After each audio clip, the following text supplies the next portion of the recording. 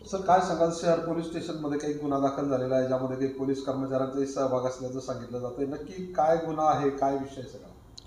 विकास पाटील म्हणून ग्रामसेवक आहे, हा पाचोराचा राहणार आहे. ह्यांचं ओळख सचिन घुमाल म्हणून एक माणसं, चिंचोलीचं राहणाऱ्या माणसं क्रिकेट खेळत असताना त्यांच्या ओळख झालं होत्या.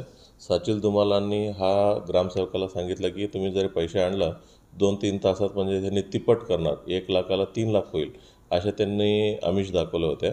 त्यांनी विकास पाटलांनी कालच्या दिवशीच त्यांचं कोऑपरेटिव्ह सोसायटीमधून 16 लाख काढलं आणि ते जळगावात आणलं.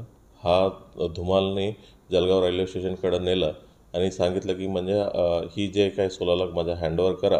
आणि त्यांच्यासमोरच दुसरा एक निलेश म्हणून माणसाला बॅग हँडओव्हर केलं. आणि थोडं पुढे गेल्यानंतर 3 पोलीस गणवेशात 3 माणसाला आणि ते समोरचं माणसं आहिरे म्हणून त्याला पकडून त्यांच्यासमोरच घेऊन गेलं. आणि नंतर घेऊन गेल्यानंतर हा धुमालनी हा ग्रामसेवकाला सांगितलं की पोलीस आता पकडून गेलेले आहे, म्हणजे ही जे पैसे मिळणार नाही. जर पोलिसांकडे जर तक्रार करत असं करायला गेलं की कारवाई आपल्यावरती पण होऊ शकेल, चला आपण आता काय करायचं नाही आहे, असं त्यांना थोडीफार धमकी देण्यासारखं सांगितलेलं होतं. तरी देखील हा ग्रामसेवक SP ऑफिसला अप्रोच केल्यानंतर पूर्ण विषय आम्ही चौकशी केल्यानंतर ही सर्व विषय एक पोलीस नाईक योगेश शेलके म्हणून ह्या माणसाचं मास्टरमाइंड आहे. ह्यांनीच म्हणजे पूर्ण नियोजन आणि पूर्ण कट रचलं होत्या, ही समजलेलं आहे.